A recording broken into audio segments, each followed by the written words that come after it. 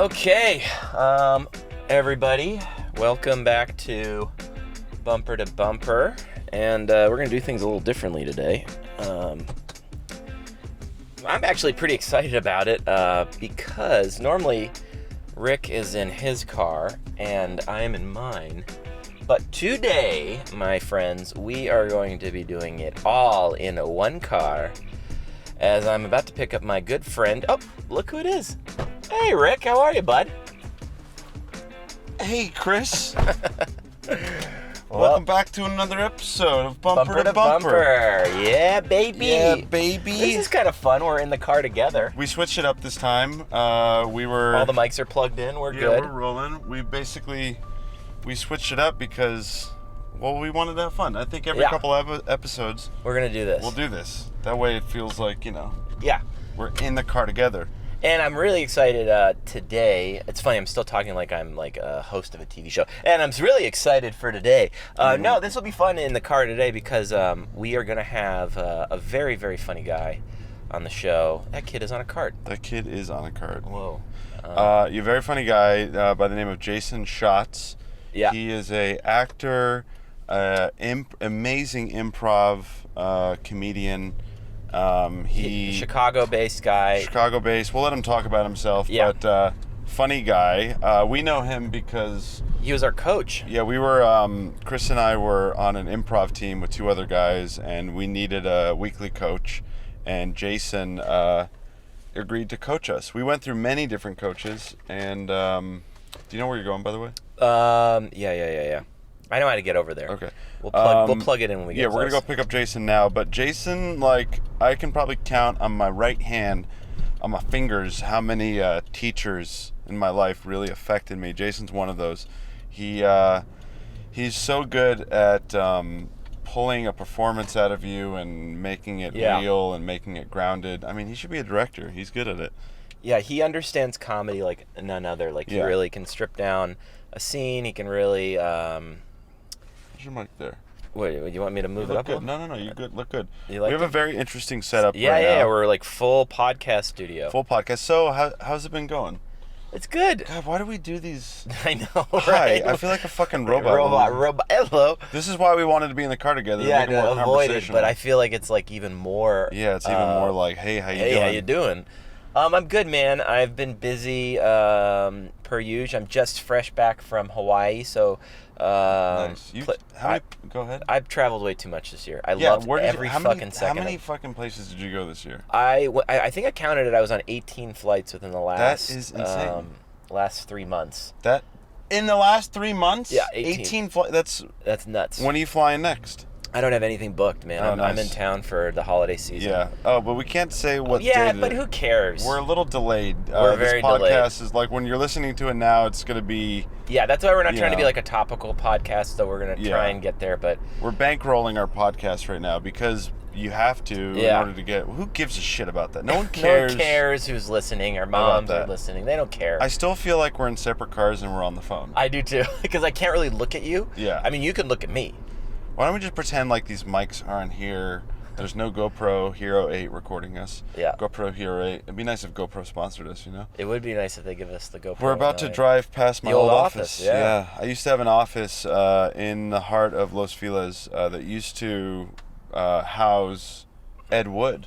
Ed Wood, the filmmaker who did Glenn or Glenda, Plan 9 from Outer Space. He was a notorious cross-dressing...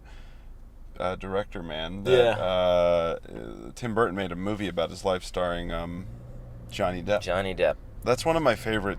Johnny Depp movies. Johnny Depp and Tim Burton, So on the plane, I was just in Hawaii. I know. Love it. Saw the first Batman. So fucking good. With Michael Keaton. They're the best ones. Yeah. I don't care what anybody says. They're just. The problem with all the new Batman movies, sure, they're great, but they aren't as fun. There was an element of humor, and there was a lot of nods, subtly to the TV show. Crazy Person. Whoa. Yeah. Real quick, that guy that was wearing a dress and ranting at the invisible nothing in front of him. Yeah. John Wesselcouch talked to him one time, Really? and he said that Scientology is pointing energy devices at his brain. And John was like, what? And John looked up, and there was a man up there with like a microphone system. Like, No. yes. Weird stuff. Really? Yeah. I always thought that was funny because you had your, I always thought that your office back there on the corner was like a little, like a DIY movie studio for us. It was. We did like shows out of there. We filmed so shot much stuff out of there. Like Yeah. it was really like our universal backlot. It was cool. But inside of this place, for those of you who haven't been there, it was just the most desolate, It was dumpy. like dumpy building. It was like 14 vacant offices, and the 15th one was occupied by myself and my buddy Joe Ulrich. Yeah. And that was it. And the reason why they were vacant was because they weren't accepting any new short-term leases, because they bought the building with the intent of tearing it down and building this bougie hotel, which Yeah. they're still planning on doing. Yep. But yeah, there was like a certain, you could go in there, you could throw chairs down the stairs, you could throw knives in the wall, you could scream, you could shout, you could just like be your truest form. And now I've got to like suppress that in my new office. How's that feel for you? I feel more grown up. You know, when I was at that office for 6 years, I would go down to the Good Luck Bar, which was a fine institution. Not there anymore. In LA, not there anymore. And I used to order a vodka soda or maybe an IPA. Then I upgraded. I moved to a new office, and I'm by this. I'm above the classic Dresden bar, which they filmed Swingers in. And the first time I went to that bar after getting into the office, I just instinctually ordered a Macallan. I was like, "Give me that $18 Macallan." And I'm like, "Who am I? Yeah. Who am I now?" Because I don't know about you, Chris. I permanently feel like 14, 15 years old. Yeah, I did this. I feel the same. I did the the Facebook photo look. And Yeah. I went back 10 years, and I was like, oh, I got sad because I said, like, obviously how much time has passed. Yeah. Like 10 years has gone by very quick, so that just means the next 10 years is going to go by quicker. Yes. And I was like, it was just kind of crazy. I was like, oh my God. Like, and I looked at myself, I said, oh yeah, you look like a baby. Like you look like a little baby boy. But I love when you catch like an old dude going like, I still feel like I'm 15 years old. Kind of like what you just did right now. I mean, that's the weird thing, because like when you're young and you are 15, you look up to adults and you're like, oh, they got it figured out. They're older. But then you get that age and you're like, oh, I still don't know shit about. I mean, every day I'm like, what is this reality? This? What is this place that we're in? Are we in like we're in like the introspective like is this a hologram portion of our lives? What is going on? Like every day you wake up in the same body. It feels like we're here for a purpose, but we also like made up that purpose. You know, I was thinking about the other day, like daylight savings and how daylight savings like psychologically messes with your brain. It gets dark at 5 p.m. right now. Yeah. And then you're like, it's 5 p.m. and it's dark. But then you think about it, it's like, what is 5 p.m. mean? I could just say it's 7 p.m. and be fine with that. And I was thinking about how we're all like weirdly conditioned to have time around us. It's a system though. But like our phones, what's the biggest thing on your phone when you look at it? The time. You wear watches, Rolex. I don't have a Rolex, but you know what I'm saying? Like nice watch. Everyone in our society wears watches. We've got calendars. We've got seasons. We have these dates, anniversaries, things like that. We're constantly being reminded that we're mortal. And I feel like if you don't pay attention to time, maybe you live longer. Like, didn't Prince not state his age? I don't know. Yeah, I heard like he wouldn't say what his age was because he didn't believe in it.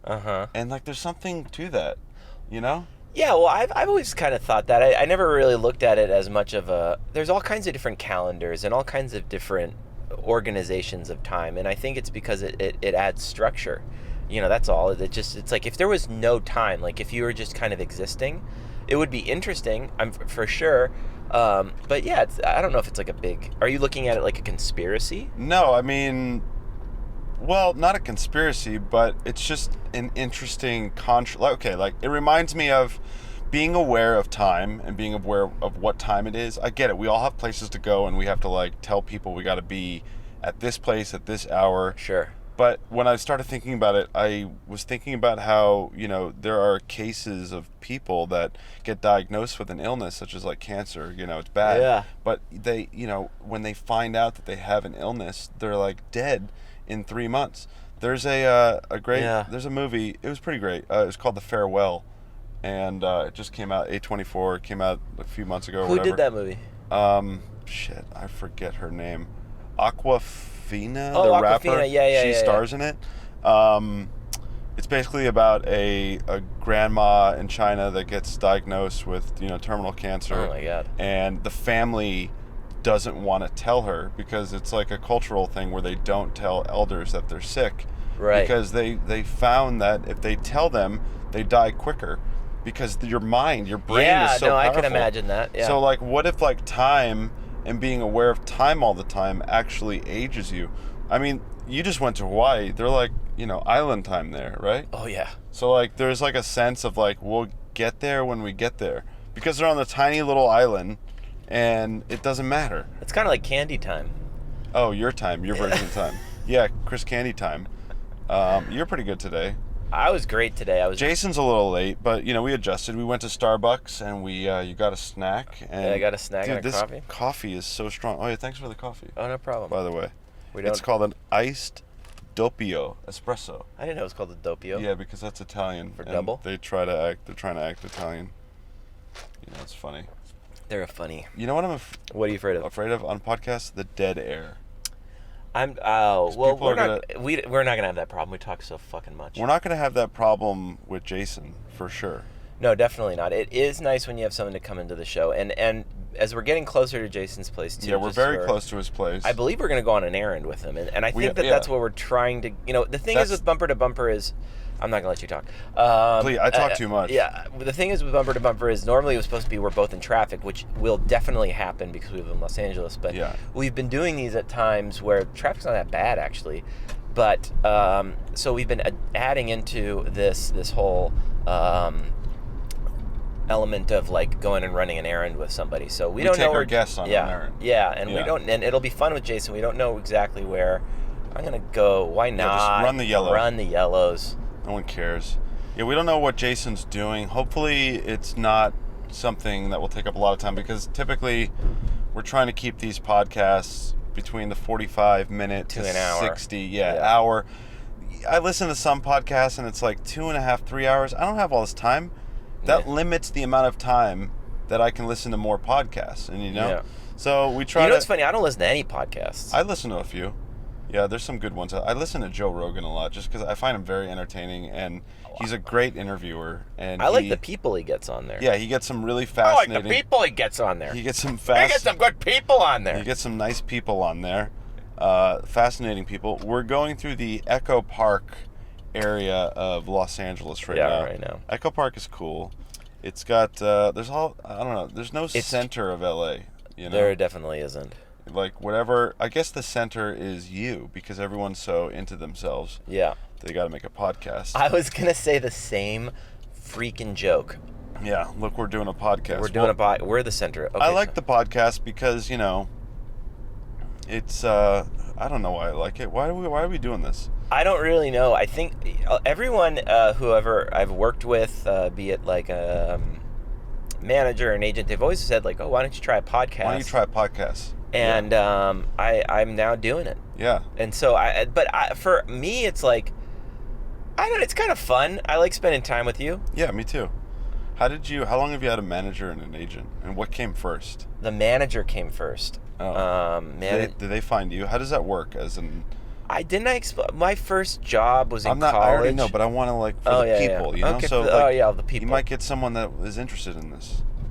My first job was doing sound in college. Yeah. On my friend Clark Duke's show. It was called Clark and Michael.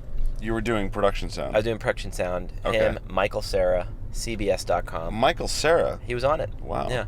And they had me act on an episode. It was my first acting job. Oh, we're getting close. And long story short, his management company at the time saw me and they were like, oh, this kid's good. So they said, if you ever want to do this full time, we'll rep you. And I was like, great. I was super stoked. And that's basically how it started. I took a little bit of time and worked a really shitty job.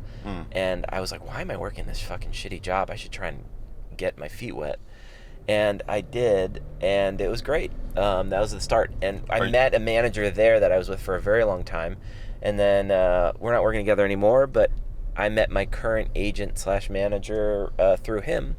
And so that's where we are. And we're at Jason's at the end of that story. Do we want to text Jason? Yeah. Where does he live? I think he lives in this giant building here. We're like in a weird hill. So what we're going to do here, Chris is going to text Jason, and I'm going to sit in the back seat. Cool. And I'll be on a different microphone. Jason will be in the hot seat. Yeah, he's going to be in that seat. And, there might be a little bit of rustling with the mics, but don't worry we're about keeping it raw. Yeah. We're keeping my energy's weird today. Yeah, why is your energy so weird? I'm like tired. Last night, John and I, we showed some of our work. There's about to be a car accident right here. Whoa. We showed some of our work, and then we went out. We went back to his place. Where'd you go? We went back to his place and had a bottle of wine, because that's what you do. That's what you do.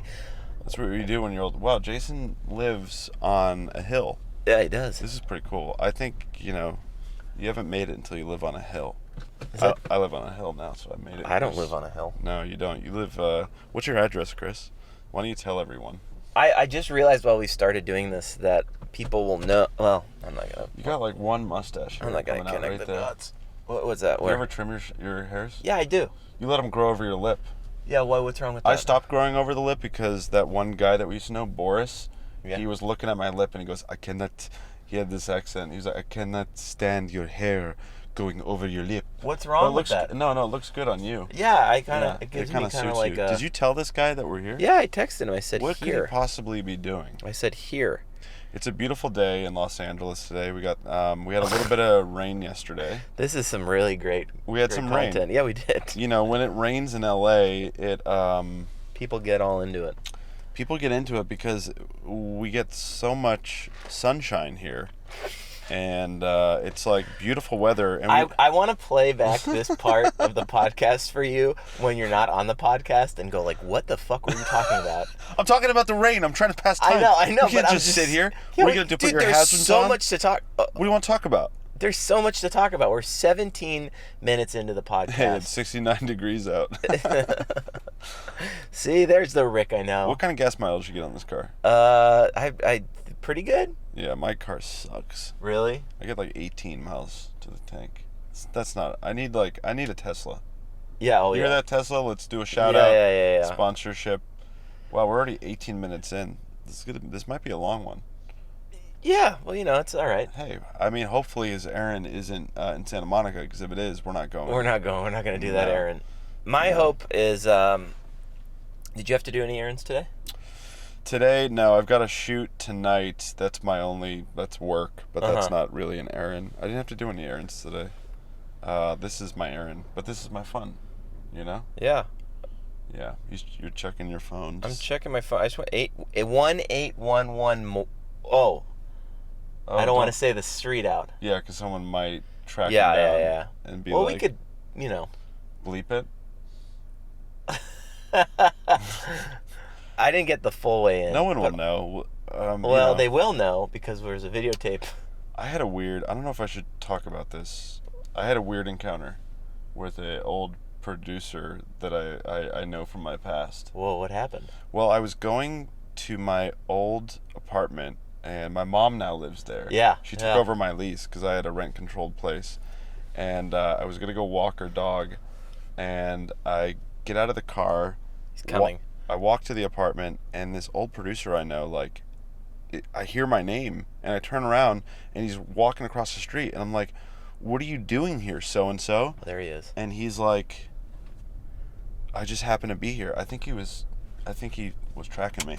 Really? Yeah. There he is. Then he told me, that our friend was a warlock. Anyway. Oh, here he is. All right. Okay, I'm going to get in the Weird back seat. encounter. Hey, how you doing, Jason? So we can adjust. Just come on. We're already rolling. You're already in the podcast. All right. Am I sitting here? Yep, you're sitting there. All right. I'll adjust it for you. Oh, yeah. Whoa. Yeah. Okay. Hey, hello. How's it going? There we go. All right. Yeah, buckle up. up. Just pointing at your mouth. You're good. Okay. Yeah, you'll be good to go. All right. Oh, man, welcome on the podcast. Well, yeah, huh?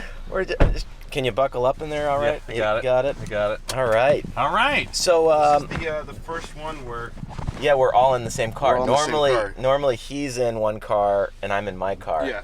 And Oh. we're doing it, but this one we wanted to get it all together. Yeah. We're in the same we one. wanted to get you. Yeah, we all wanted to be in the same one. We thought it'd be funnier. So, do you have an errand you need to run? I don't. No? Okay. I don't. All right. Oh. Well, I got an errand I can run. Great, so. great. Perfect. Where are you great, gonna go? great. Where do I need to go? Yeah. I need to go pick up. I could go. Well, what could I do? Oh yeah, I could go drop. I could drop off Dan's jacket. Okay. Oh. Yeah, let's do Nice. that. Great. Yeah, we'll do that. Perfect. So you've done these for a while, and usually in 2 cars. How do you do that? Yeah, we have like AirPods in our Wow. ears, and Wow. then Oh, yeah. and then we both have GoPros, and we're cutting back and forth. Sometimes I have a guest, other times Chris has a guest. Yeah. Okay. But today we were like, I wanted to experiment Yeah. with all 3 of us. Yeah. Because the energy would be a little different. Sure. Yeah. yeah. So is this also video? Yeah, we're doing yeah, video yeah, too. yeah, You're on- you're gonna be on video. YouTube. All right. Yeah. All right. So yeah, Jason, thank you so much for. Jesus, Rick. What? I don't know how to be. Okay. no, I'm just trying to be formal. I like this. No, Rick's. Let's just see that I like mic. this. Let's build it. Yeah, Oh, there yeah, we go. yeah, Yeah, yeah, you're yeah. good. You're Yeah, good. yeah. You're good. Yeah, nice. Yeah. How long you been living in this neighborhood? I've been here for 5 years now. Oh, was this your first? 'Cause Yes. You moved here from Chi-Town. Chicago. Nice. Moved here from Chicago Yeah. 5 years ago. And my girlfriend and I moved out here. We were lucky enough to have some friends that had like a big family house in La Cañada. Really? So up north, and then we get to stay in their guest house for about a month and a half while we kind of drove around the city trying to figure out where we wanted to live. Oh, cool. Wow. And and we kind of landed here. Nice. Yeah.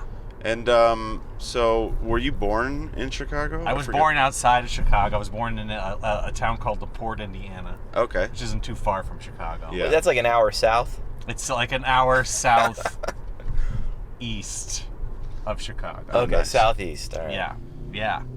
So, what brought you out here? Why'd you decide? Yeah, come Well, on, Jason, give us. Yeah, a let's. All I right, want to know let's the get into lowdown. it, huh? Let's get into it. Well, I lived, let's see, I moved to Chicago with a friend of mine right out of college, and we didn't know what we were doing and what our lives were going to be. And I think early on I kind of told myself I was just going to be a guy who never really had any direction. Really? I just kind of, like, I feel like I made that decision early on. Like like you weren't gonna do anything. well, I studied radio and television and film in college, and then when I got out of college and moved to Chicago, I couldn't get a job. So I just started like finding weird jobs. I started bartending. I started driving a trolley around Chicago, giving Whoa. tours. Oh, really? I started like office temping, and I was just Were you doing those all at once or going? yeah, from, all at once, and just like, I guess maybe I'm just not gonna have a career. Yeah. I'm just gonna be this guy. Were who you just happy? Does stuff. Did you I like- was. yeah. I was. I worked a lot. Yeah. I had money. I remember at the time I had money and I spent it really stupidly. Okay. Like I would take friends out and pay for everyone's dinner. Like, Yeah. just Oh, dumb yeah. stuff. Yeah. Chris does Um, that That's Oh yeah. That's yeah, nice. yeah. That's nice. Usually after when I have money. when he gets a commercial. Yeah, when I thing. book like a Okay, job. That's nice. That's nice. I feel like it's karmically like a good thing, you know, but then it really isn't. Yeah. You're just spending all your money. Yeah, right. So it's dumb. And then I started. And then you look back and like, that was nice of me. What am I doing? Yeah. Yeah, right. Um, Right. And then I started. My roommate and I, we started going to see improv shows, and I enjoyed that. But it was more of like a fun thing to do on a Friday night. Okay. Like, we got nothing better to do. Let's go see that improv that we saw last week. Okay. And then I, oddly enough, I lived in Chicago for about 4 years, doing weird jobs, going to see improv, and never taking a class the whole time, just Wow. like watching it. Did you have like a yearning to do that? Like, were you like, I could maybe do this? I Or don't think so. I mean, I really loved watching it, and I had friends at the time that would be like, "You should take a class. You like it so much. You should do it." And I was like, I don't think that I'm the right type of person for that stuff. Right, Like right. That I don't, and I think I wasn't depressed, but I was probably pretty aimless to the point where people are probably like giving me that advice to like, you should go do this thing. Right. And so eventually I did take a class, and then It was almost as if like the next, because I lived in Chicago for 18 years. So that was the first 4 was that, and then the next 14 were basically my life was just kind of dipped into improv. Like that's pretty much. So how many years were you dipped into improv? 14. 14 years. In Chicago. Wow. So you've been doing it for almost 20 years. 'Cause you were here for 5. Yeah. Yeah. What was your first class with? Because there's many different schools. My first class was at Second City. Okay. Which I think in Chicago is I think it probably is still the same thing, where Second City has a couple different programs. I think they kind of do something similar here, but they kind of have a beginning program. Right. And that's basically for anyone. Like if you've never taken any sort of, if you've never been a performer or gotten on stage, and it's just very slow, short form, game based, easy classes. Right.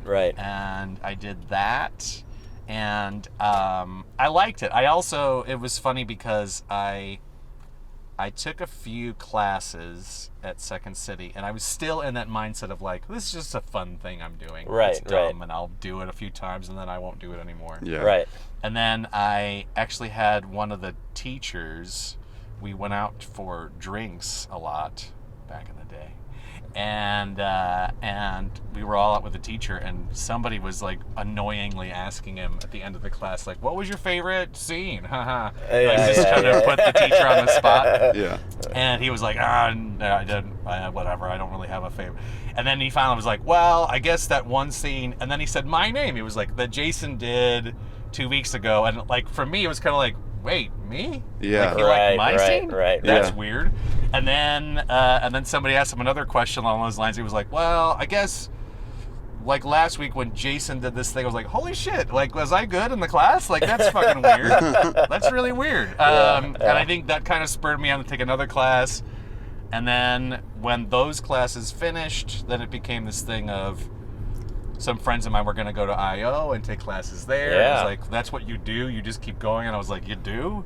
And that was it, man. That So you was went just from Second City to second I.O. I.O., and then I never left I.O. Yeah. Right. And then I think a lot of people do I.O. and then they go back to Second City and do conservatory and Right. go down that road, but I never went back to Second City. What are like the main, for people that don't know, in your Yeah. opinion, what are like the main differences between like the teaching methods at Second City and I.O. West and, well, not I.O. East. I guess it's called I.O. East, right? Let's just call it This is I.O. I.O. improv, over there. Yeah. and that's Improv Olympic. Improv Olympic, Yeah. yeah. Because they're all kind of starting from the same place. What's his name? What's the guy's Del name? Close? Del Close. Close. Yeah. Del Close is kind of the I.O. guy. I Okay. mean, he was a... Definitely. Now I'm going to start sounding like an idiot because I don't know the whole story. But I'm you should doing hear my Chris best. and I. We're a couple of idiots constantly. I think what happened was that Del was a performer. He kind of started rising through the ranks at Second City and doing directing. Yeah. And then I think what happened is that there was a difference in opinion about improv, and that's when Sharna Halpern kind of broke off and started her own theater, and she brought Del with her to start teaching classes, and that was what became I.O. Got it. And my limited knowledge of that scenario is that Second City used improv to create sketches and sketch reviews.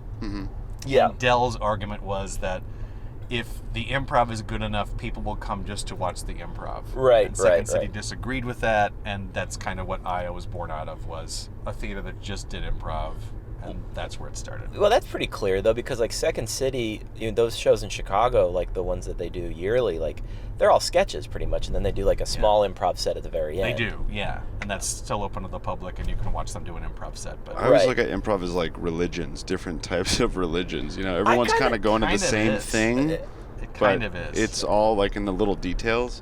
Yeah, I always like on my journey with it, like you definitely feel like there's like a territorial thing, but then like as I got deeper and deeper into it, I'm like, everyone's kind of saying the exact same thing. It's Yeah. just different avenues I think so. which you want to get to it. So that kind of territorial element kind of faded away. I think so, yeah. So we were talking before we picked you up. We were talking about how we know you because you Yeah. used to coach our team. How did you get into coaching improv teams? Is it a natural evolution after you are performing for a while? And Is that Yeah, Do you find like it helps you, as a performer? It does. I would say for me, it was, gosh, how did this start? It was, I was in Chicago. I think I'd been performing. Is that what happened? Yeah, I'd been performing probably 3 years, I would assume. And then I think somebody just basically recommended me to coach a team, is what I think happened.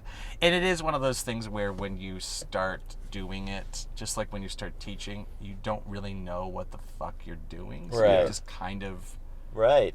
you're replicating what other people have done and seeing what they do. Right. So then until you kind of find your own sort of style with it. But yeah, I think in the beginning, like just like everything else, you really suck at it. Like you're really bad at it. Right. You just can't admit that. Yeah. Oh, totally. There's a lot of imposter syndrome in terms of, is this right? And I Yeah. still do that. Like I Yeah. still, at a certain point with different groups, I'm like, is this working at all? Is this making any sense whatsoever? Right. Well, it's got to be tough because like everybody's got, people learn at like different paces and stuff like that. So Yeah, and people have different like goals, different things they Sure. want to focus on. Hey, how Get a are little you? closer to you. Yeah. I can pull it back too. What about this? Yeah. Pull it This back is really, a little bit. This is really professional. Oh Nice. yeah. Yeah. Yeah. It's probably not the Oh, yeah, safest thing, but we're not going to talk about that. Yeah. No, I Only like good it. vibes. I like it. Yeah, I think people have different goals, different styles. So you Sure. show up to a particular group and you can just kind of feel the energy of. I just coached a group last night, and you kind of get the feeling of like, oh, like as I'm giving notes, you can see some people are like this. They're like, oh. Right. And some people are like looking at their phone. I definitely So you went. can't really. Is this going well? I can't tell if it's going well.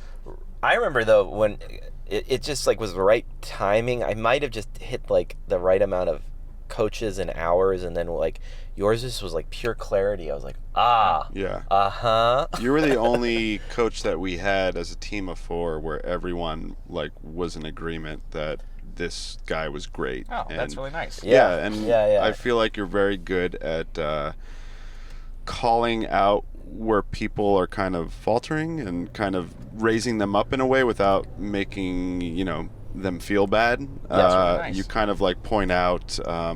You're really good at like taking a performance and grounding it into a reality, and I respond to that because Chris and I went through. I know you did some levels of UCB, Upright Citizens Brigade. That's all I've done, and I knew that they're kind of more sketch based. They're more focused on the game. Whereas would you say IO and your teaching methods are more rooted in character work and?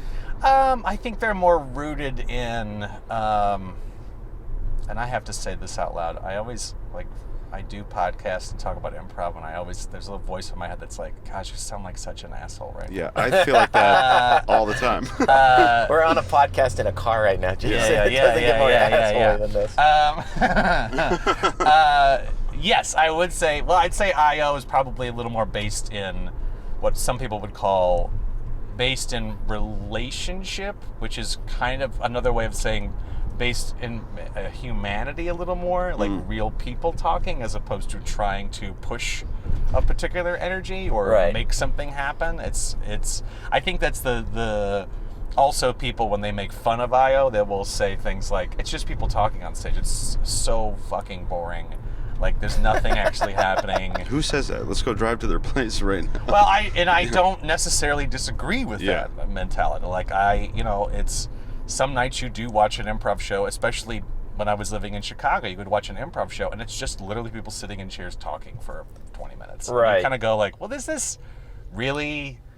I mean, you could sit there and go like, wow, people, they just sat in chairs and talked for 20 minutes. Yeah. Amazing. Like, was it really though? I mean, it was just people talking. Yeah. So I think there's a balance in looking at UCB and looking at IO. I think they're kind of balancing out. And the analogies that I've heard before is that there's humanity and there's like game or crazy energy.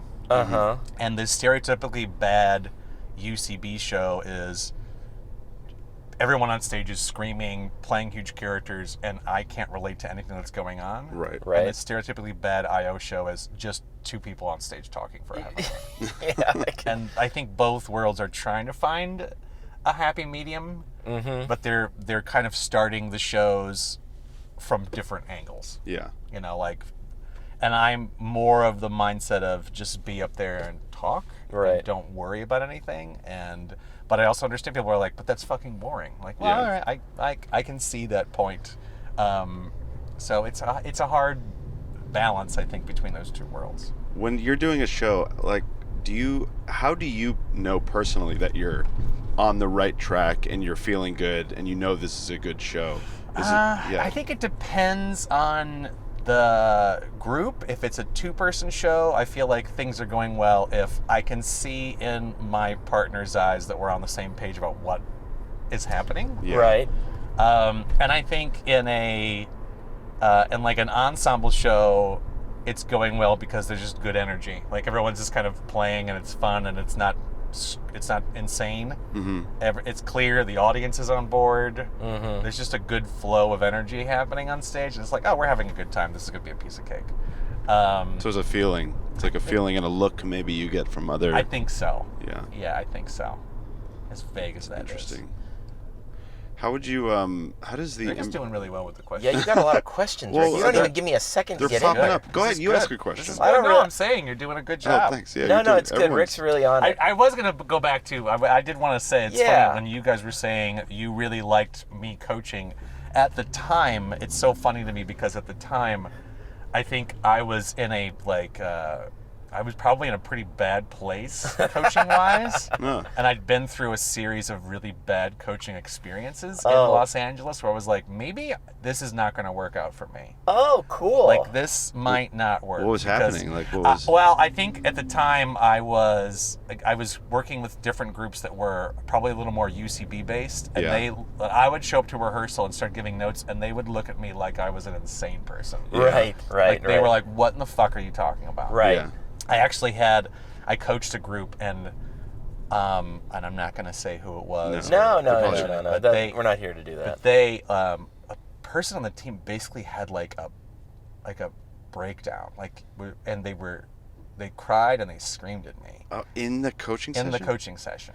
Yeah. They were, and they screamed. They were like, I remember they yelled like, "You're trying to change who we are, and I love who we are." And Oh, weird. They That's stormed some- into the room, and I was like, Yeah. "What in the fuck is happening right now?" Oh, no. That's some weird like emotional trauma with dad and mom. And I don't know. I think I knows? was probably pushing a particular agenda that, Yeah. that they were seeing in a way that was like, oh, he thinks we're bad and he's trying to change what we do. Yeah. But I was like, are people going to cry and scream and run out of the room every time I coach a group? Some when I get out some here? people can't handle criticism. One of my favorite shows is that Gordon Ramsay Kitchen Nightmares. Oh, and sure. He gets these cocky chefs that are like, Sure. I don't understand. This food is great. Everyone loves my food. Yeah. Yeah, and then You know? he eats it. And he's Yeah, like, then he eats it like this isn't shit." how you make a hot dog. I'll show you how to make a hot dog. Does he ever cook a hot dog on that show? I'm sure he has. He cooks everything. No, I was just always curious of the transition over from Chicago to LA because it's like I feel like people make such a big deal about it. Well, I think it's and that's for a couple different reasons. I think some people from Chicago show up in LA and they're like, I'm here, where's my stuff? Right. Like, I'm a Chicago guy, so I get on stage now, right? Like, Yeah. where's my and the people in LA understandably get really resentful of that, like. Yeah, because we've been out here doing the same thing. Yeah. It just is not as cool out here. And particularly, I think at I.O. that was a real problem. Was people from Chicago would show up and suddenly they're teaching 2 classes and they're Right. doing a bunch of shows Right. because Sharna says let them do what they want, and Right. the people in LA get super resentful. Right. So I think when my girlfriend and I moved out, we were very cognizant of like coming with your head down and your hat in your hand, Yeah. and be like, please and thank you, and I hope nobody hates our guts Yeah. because we just moved here from Chicago. Well, you guys ended up. Now, how did that happen when you ended up, like, not running it, but you were kind of in charge? You and Colleen. she was. Colleen was in She charge. was in charge. Well, Yeah. I mean, she was. At a certain point, she started.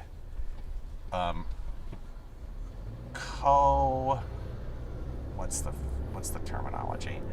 She was the co-creative director. Okay. That was it. For IO Yeah, West for IO division. West. Yeah. Which is gone, right? No Yeah, longer. and I wanted to get into that in a Yeah. bit too, because I'm shocked with improv. It's never been as popular as it is right now in Los Angeles, with as few places to do it. These mic stands. Yeah. Oh, and, yeah. And I would we'll say. the mics are doing a thing when I'm asking the questions. There you go. Yeah. I'm Pointed getting at your face. I'm getting Yeah. to the eight. Thank We you. got it. We got We're the getting second. to my errand to drop off my friend. I'm going to drop off my friend Dan's jacket. He let me borrow it, and he's going he's going to Maine tonight. So I'm going to go give it to him because Yeah. he's leaving for the holidays. He's going to East Coast. Oh. Maine for Thanksgiving. Oh. But when you hear this, it's going to be probably 2020. I keep telling Chris, like, don't date this podcast, and that's all he's doing. Oh yeah. That's all he's doing, because Yeah, we're yeah, delayed. yeah. This will come out in, like, 4 or 5 weeks from Yeah. the time of you this guys recording. put out any of these yet? Not Not yet, yet. yeah, Not because yet. we're... And how many we're- have you made? We've made, this is our... You're going to be episode 4. No, this is 4. Yeah, I'm on top of it, Rick. Yeah, But you know... could change the order too, so you probably shouldn't say which number it is. But I we, want this to no, be we'll 4. keep it going, because I think they keep evolving. This feels like a 4 to me. But fun fact, we did, Chris and I did 4 of them prior to the first one, and we had yeah. to throw them all away. Oh, Yeah, sure. Because we were dialing it all in with the mics and Sure, all sure, the sure, bits. sure. And, you know, Sure. but they're fun. Yeah. My girlfriend started a podcast, and I feel like she did one. It was kind of like she liked it, but at the same time, she was like, I don't know if that was Yeah. the first one I want to do. Like, I think a lot of people do that. Yeah. You give a couple under your belt, and you're Oh, like, there's Dan let's right there. change it.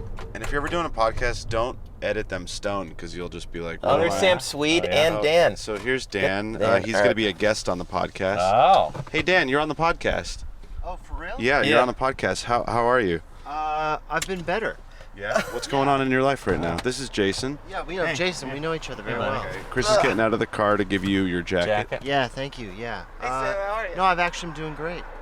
Nice. Yeah, I can't complain about much. What about you? You're on a GoPro too, but no one can see you. You want to get in here with me, or are you good? There we go. Come on Yeah. in. We've got another guy on the podcast. Yeah, that's Sam Sweet. Sam Sweet. His name is Sam Sweet. Sam Sweet. He's a big writer. He's a writer. Writer? What does that mean? He writes. Oh, he's a writer. He's a writer. Oh, cool. Oh, nice. Hey, Sam. Sam, How's it poke going? Your head in here. Cool. You can poke your head on the. Well, watch out for traffic. Yeah. How you doing, Sam? Rick, I'm Rick. how's the traffic look today? Traffic is pretty good. We got a beautiful day. Traffic sucks. It always sucks. How psychedelic is it today? Is it, 1 hit acid or 10 hits of acid? I would say it's about a hit and a half. A hit and a half. A hit and a half, and then you lick the aluminum foil. Where's the destination? The destination's here, so we're gonna probably That was the errand circle we back. had Yeah, going. this was the errand. Oh, really? Dropping off a jacket. Yeah, normally the guest has an errand, but You're you not- didn't- I Jason couldn't didn't have think one You're not today. headed to You know what I Burbank mean? or I couldn't anything? think You're of really one. testing the limits of... No, Burbank. that's No coming. Burbank. You know, you do a lot of podcasts, Yeah. so there's a lot of driving. There'll be you can other do. like errands. You guys look so funny in the window right here. You know. Talk to me about routes. I have some suggested routes. Oh, really? Yeah. Well, we just took to get over here. We were over in Echo Park, and we took. Was that Beverly back there? Yeah, we took Beverly all the way over. From Echo Park? Yeah, Echo Park. It was pretty nice. You guys got to go deep south one day, too. Oh my God. What? Scared me. What's going on here?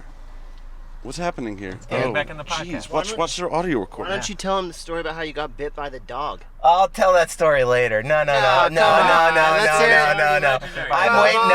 it. I'm waiting until the Tell us commercial about how you airs. got bit by Wait a until the dog. commercial airs. Get out of the car, Dan. Get out of the car. See you later. All right. Nice meeting you. God. Take it easy. Yeah. right. Thanks, All bud. right, we'll get you on one episode, Sam. Yeah. Yeah. Happy Happy Thanksgiving. Wait, we just dated it again.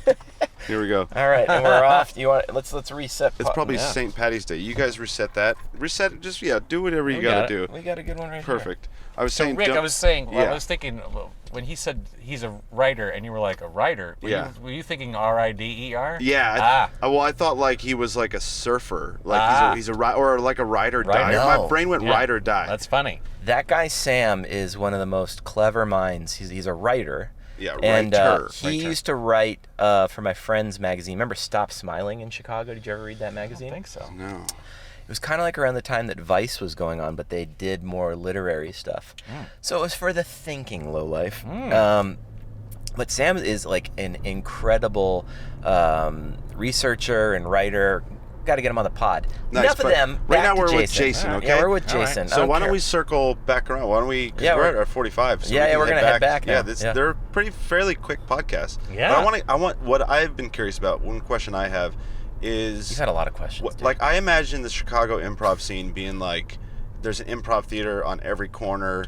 Everybody's doing improv. I know that's not the case, but my imagination goes there. But how would you compare the improv scene in Los Angeles, which is very much hustle bustle out here, Sure. compared to Chicago? Sure. What are like the big differences you see? Well, I think both cities, from my understanding, are evolving and changing, and I think both cities, to be honest, I think the appeal and interest in improv is waning in both cities. I think the number of classes being taught, the number of students taking classes is actually getting smaller. Really? Okay. Yeah. Interesting. So we hit peak a few years ago. I think so. Yeah.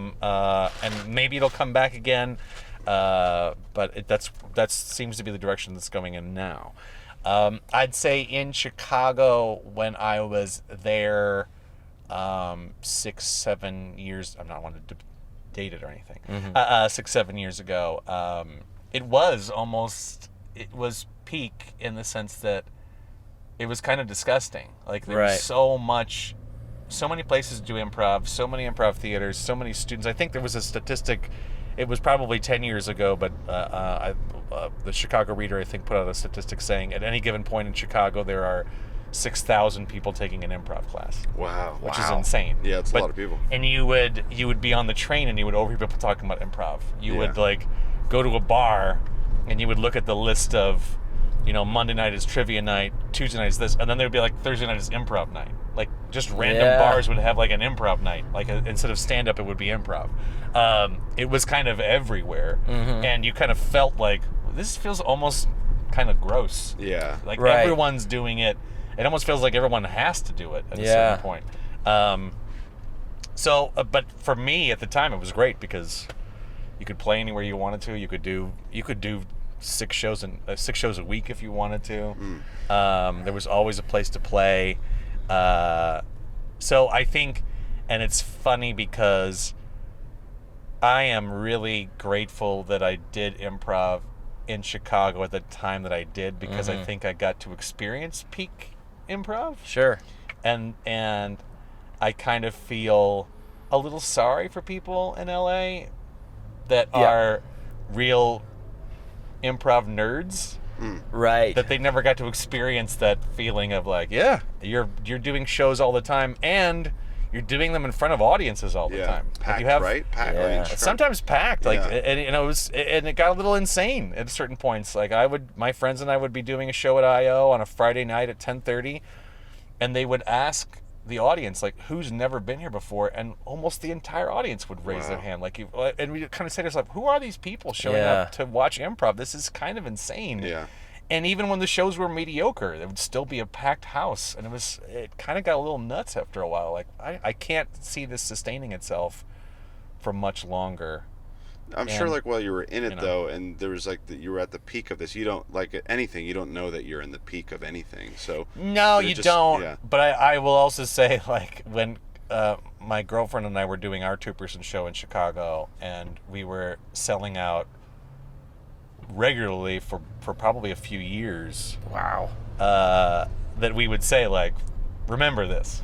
Yeah. Yeah, You're totally. aware. Remember Yeah. this, because it's not going to be like this forever. Yeah. And But that's everything. Yeah. And then even when we moved, it was kind of this thing of like, well, we're giving up this thing that we love, and we're giving up having regular audiences, and it's going to suck. So just remember how good this feels now. Yeah. Because it'll be gone. And I think it's funny because I think for people that have experienced improv in LA, if they were to see what the scene was like in Chicago 10 years ago, it'd freak you out. Be like, what is going on? I mean, I've had friends that would go and travel to Chicago and sit in the theater and sit in a packed theater of people watching improv blows people's minds apart. Well, that was always my experience too with Chicago. Is the shows had so much more energy, and honestly, the only theater in LA that captured that energy was UCB. They were the only one that, like, there'd always be a line out. It's next to several bars. The location of that theater was so clutch. The early Second City, the first one was in Santa Monica, and then it was behind the Improv. And then IO was going on, and that location was there for a long time as well.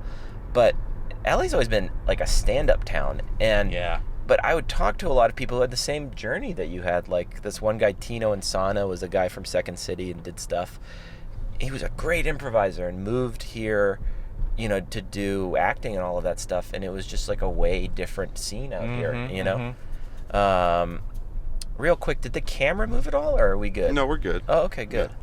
When you were in Chicago for so many years, was LA always kind of a, what's that like? End up here, or was not really? I mean, well, it's funny because I think for years and years I honestly was of the mindset of like, I'll just stay in Chicago forever. Like I just really love it here, and I love doing what we do, and I think part of the catalyst of moving out here for me personally was that it felt like Chicago was evolving and changing. Yeah. And it felt like a window of opportunity to say, well, either you can reinvest in the scene as it's changing, or take it as an opportunity to move to someplace else and start over again. And I think I found just moving someplace else felt appealing. Yeah. And then it became this thing of, well, if you're going to move, and you obviously are going to need to have improv in your life to be able to pay rent, where do you move to? Right. And there was a few options on the table. I think New York was one, Austin was one, but at the end of the day, I think the appeal of moving to LA and having a theater that I could land at and step in and potentially start joining other players and maybe teaching a class and getting in that way, I was like, okay, that kind of feels like a softer landing place than other cities. So then what was that, in the most, however you want to talk about it, with the closing of IO, give us that breakdown, because that was a shock for everybody. And it seemed like it was a shock for people who also were working there. Yeah, I think so. I don't want to speak for other people. No, I'm not trying to do say that. What you can. But I would say that people can look it up too. Yeah, sure. Yeah. I think it was just a thing where, like I said, I think improv scenes, especially in major cities in the U.S. right now, the crowds are getting smaller, the classes are getting smaller, and I think IO West was in financial trouble for a while. Yeah. But this is the thing about, like, certain people that run these theaters, when the money is getting tighter, I think there's a fear that if you were to say that out loud to people, people would see that as a sign that the theater's in trouble and they would stop coming. So don't let people know that there's financial problems. Got it. Keep the strength up. Keep like it a stocks. secret. And we'll just keep our heads down and hope for the best. Well, IO had that bar. That was the best part. And I've heard a bunch of people say that, like, that was the best part, too. The bar? Like, there's a bar in the front. But it's such a big deal, though. Yeah. People want to go have a drink. It loosens you up. And then you go and watch, because improv's kind of hard for people to digest who aren't in it. Yeah. So if you invite your friends from work or wherever, and then they have a beer or a shot at whatever, they're a little more prone to be like, all right, let's get into this. Yeah, absolutely. And it's just kind of a nice place to, you want someplace to hang out. Yeah. And I think that was the thing, the spoiling factor. Again, I sound like an old fart saying these things, but the IO Theater in Chicago, the before it moved, the one that I was at forever, the bars were actually in the theaters. Really? So you could, like, order a drink while you were... Yeah. Oh, it's like a comedy club here. Exactly. But, it was... and I think a lot of people... Well, not a lot of people. I think some people really hated that part of the theater. But for me, I think it was one of the parts of the theater that made it a little more special, because it kind of had this energy of you're hanging out with people, you're having a drink at the bar, and a show is just kind of happening. Yeah. And it was also nice just in terms of keeping crowd in. Like, for instance, at IO West, the show finishes, everyone leaves and sits at the bar and has a drink. Yep. At IO in Chicago, the show's over, you're still in the bar, so you order another drink, and then the next show starts, and you're just already kind of there. So Yeah. you just would watch the next show. And that's fun. It was kind of this weird vortex where there were plenty of nights where I'd be there for 5 hours. Yeah. Just because I'm talking with my friends, the show's over. Oh, what'd you think about that? Oh, good to see you. How you doing? Next show starts. You're sitting down. You're already watching another show. Yeah, it's just happening. Now, Yeah. as a player for improv, what was your like aha moment? Like where you're like, yes, this is beginning to make sense. Like, what was your first eureka moment in performance? You mean when improv started getting started making sense? Like it started Yeah, getting maybe it easier? became more playful, more fun, as opposed to like the mind fuck that we've all gone through in improv. That I still. I'd say I think the memory that's popping into my mind is being on stage in front of an audience, and it's such a dumb example, but doing a scene, and I remember really clearly in my head that it was a scene that was taking place at a party. I think I probably told you guys this story before. I was at a party, and in my mind I looked down and there was a coffee table, and for some reason my mind had started painting like what was on the coffee table, and Whoa. I saw there were two bowls, big bowls of Doritos. Whoa. And there was a bowl, one bowl was nacho and one bowl was Cool Ranch. And I just saw that, and then I remember I looked up at my scene partner and I was like, hey, check it out, they got Doritos here. And my scene partner, I remember, looked at me and was like, yes, so?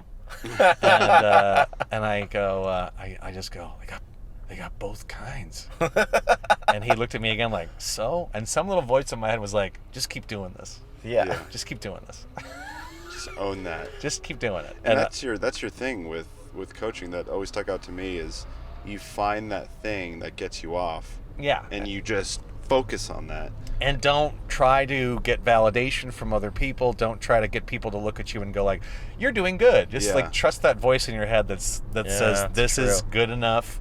This is plenty. Don't stop doing this. And at the end of the day, if other people are looking at you and going, what's wrong with you? That's actually a good sign. Yeah. It's actually a sign that says you're doing it right. Yeah. And I think a lot of people in that moment, and I know I did for years before this moment, that I would see that partner look at me and go, what are you talking about? And my brain would go like, turn this off, don't do this anymore. This is the wrong thing to do. Yeah. Change it up. But that voice, for some reason, said, just keep mentioning Doritos and don't stop mentioning it.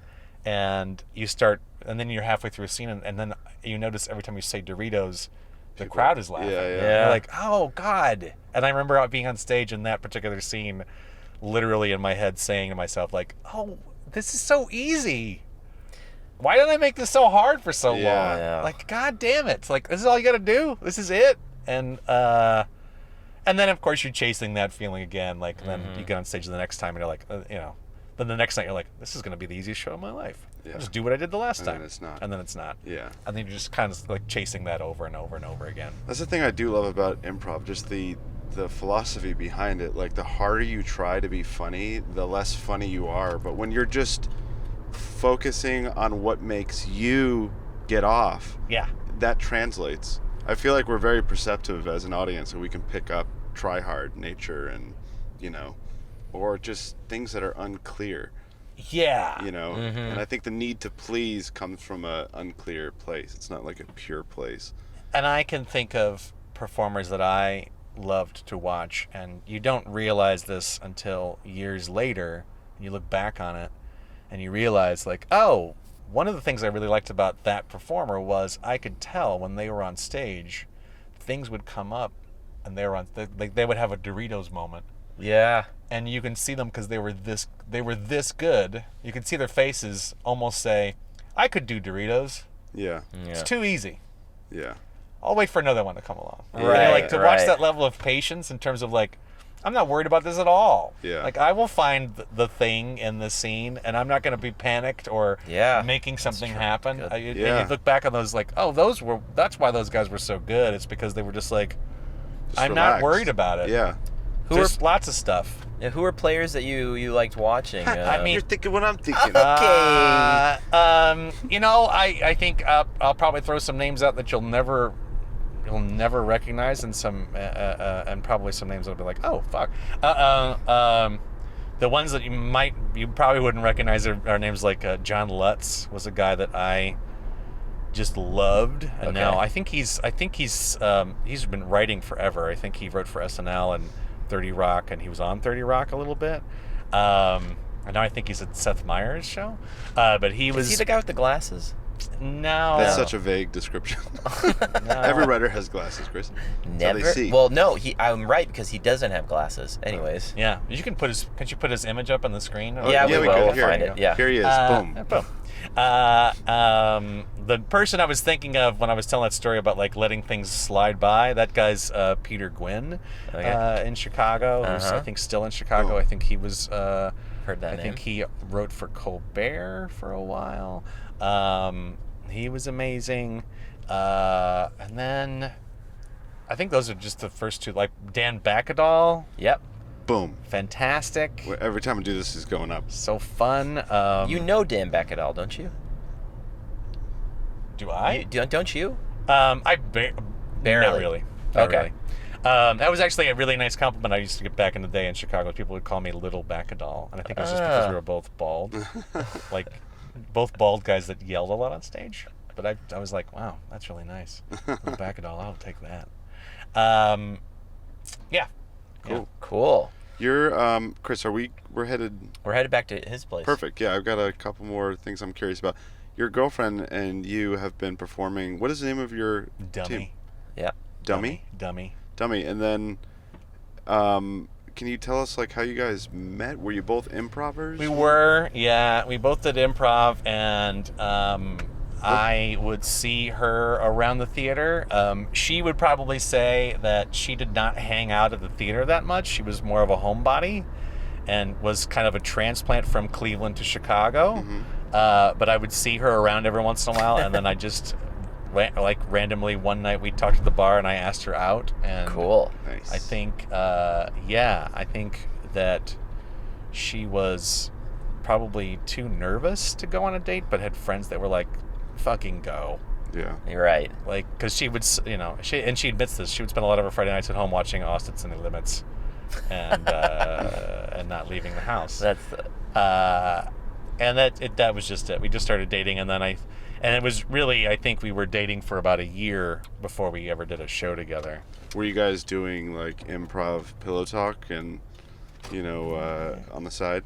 wow, Rick. Pillow What? talk. Talk. Not pillow talk, but like were you already? I just did liked we you nerd saying out about pillow- improv together? What's that? Did we nerd out about improv together?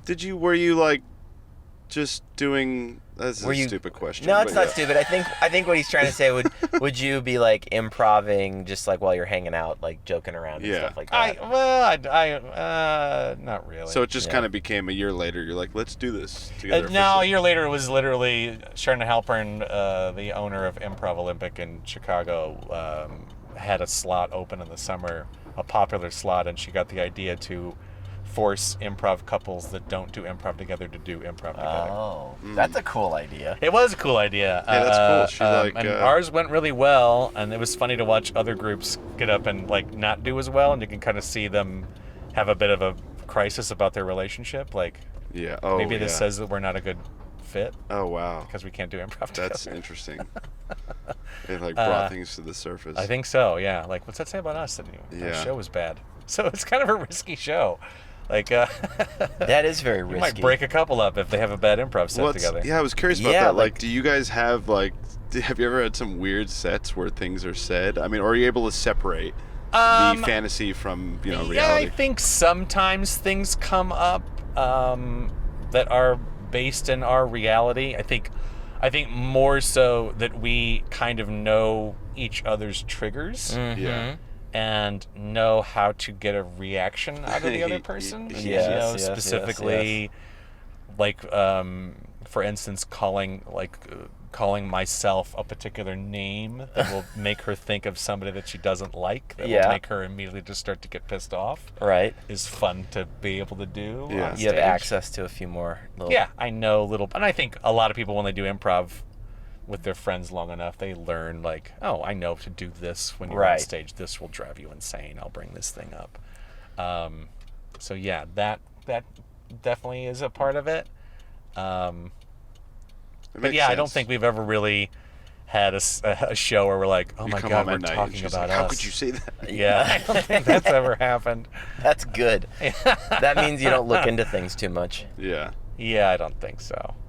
We got to get her on the podcast. You know, this is the Yeah, we original do. El Pollo Loco, right? Oh, really? What? Yeah. The that's first one? I This is think the first El Pollo first Loco? El Pollo Loco. That's yeah. Chris's favorite fast Yeah. food I restaurant. love Is El that right? Pollo. Oh, Yeah. yeah. And I don't even eat chicken. I didn't know it started here I in think that's Los what Angeles. I think that's what I read. Yeah. Interesting. This little place right here. Yeah, Yeah. you like I've heard you talk about food a couple times. Do you go you're to like- fast foods? Well, you like restaurants, right? I'm not trying to say you're a foodie, but I remember when you said wouldn't you were... call myself a foodie. No, but I do like. I like bars. I like finding weird little bars. so- What's your favorite what are your bar favorite- Yeah. What's the last favorite bar you went to? I'm so sorry, Chris. Yeah, let me get a question in. Jeez. I'm in the you back guys seat, are doing okay? such a good job together. I like the tag team. Last bar I went to. Oh man, it's a good question.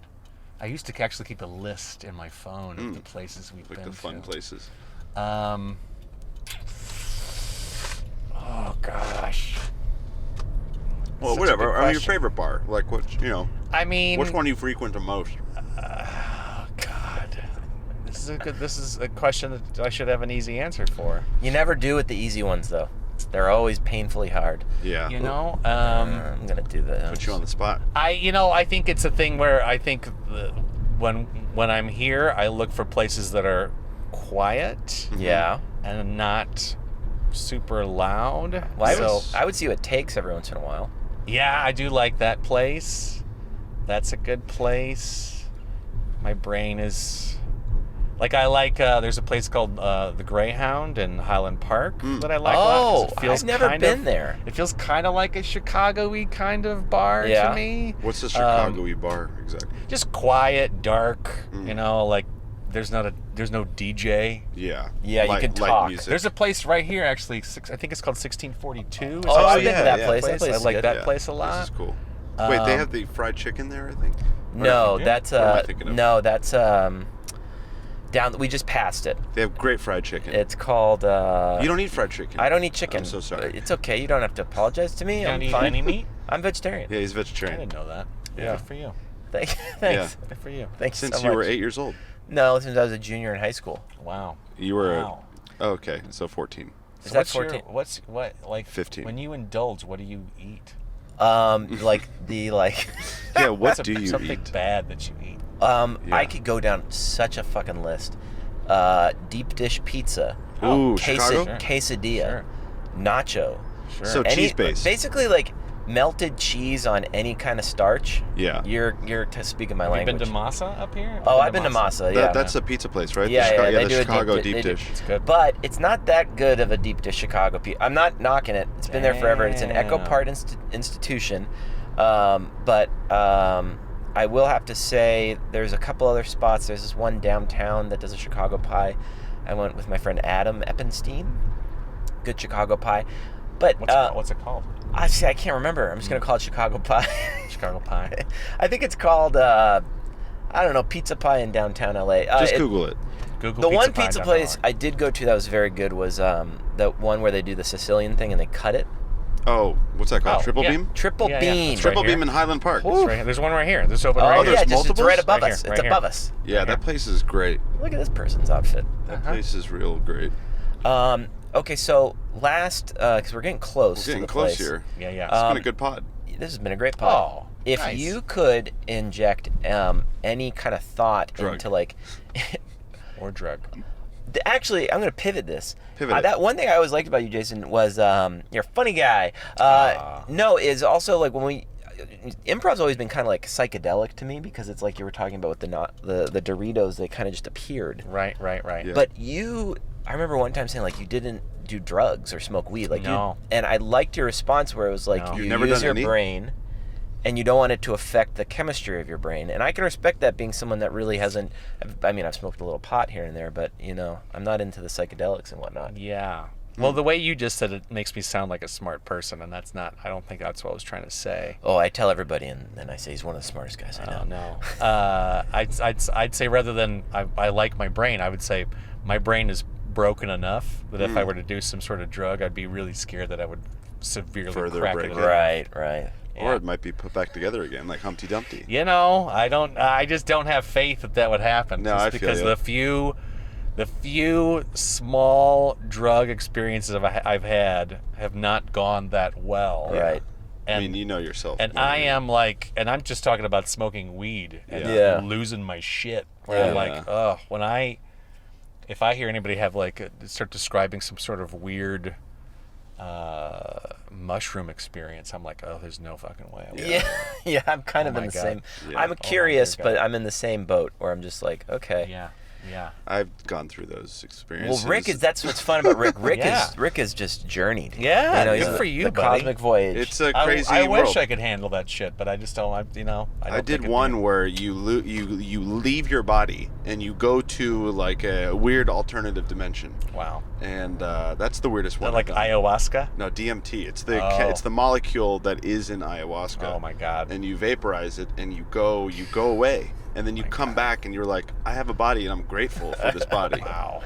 But Wow. that could break your brain. I don't recommend any psychedelic to anyone. That should be Yeah. something that's You on your own choose. personal Yeah, journey. yeah. If it's calling to you, go ahead. I used to, but not anymore, because everyone's so sensitive and so different. And you know your brain, you know your body. And I don't look down on anybody. I'm really more jealous than anything else. I'm like, wow, that sounds like a really interesting ride to go Yeah. on that I would not handle well. Yeah. I mean, some people go to the Alps and other people smoke DMT, you know? You know, right?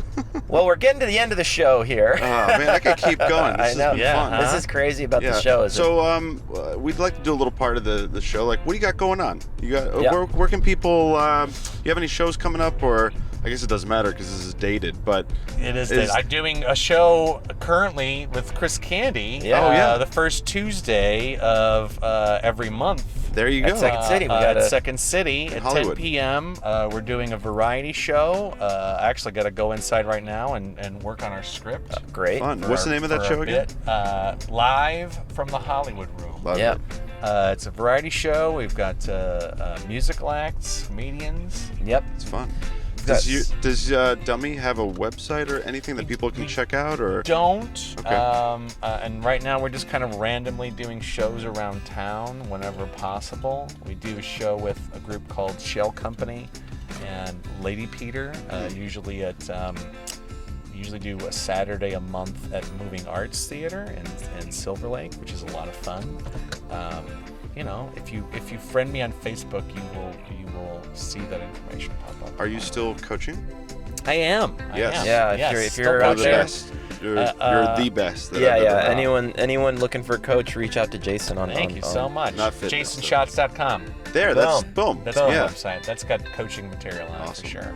Yeah. Jason, thanks for coming on the show. This My was pleasure. fun. Thanks, It's bud. fun. Thanks for having I'm gonna me. get in the front seat. All right. man. Yeah.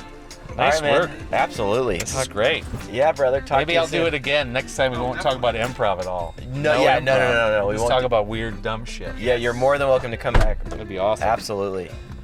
All right, fella. Ooh. All good. Hey, whoa, oh, whoa. Easy. This is a Subaru, okay? Oh my god.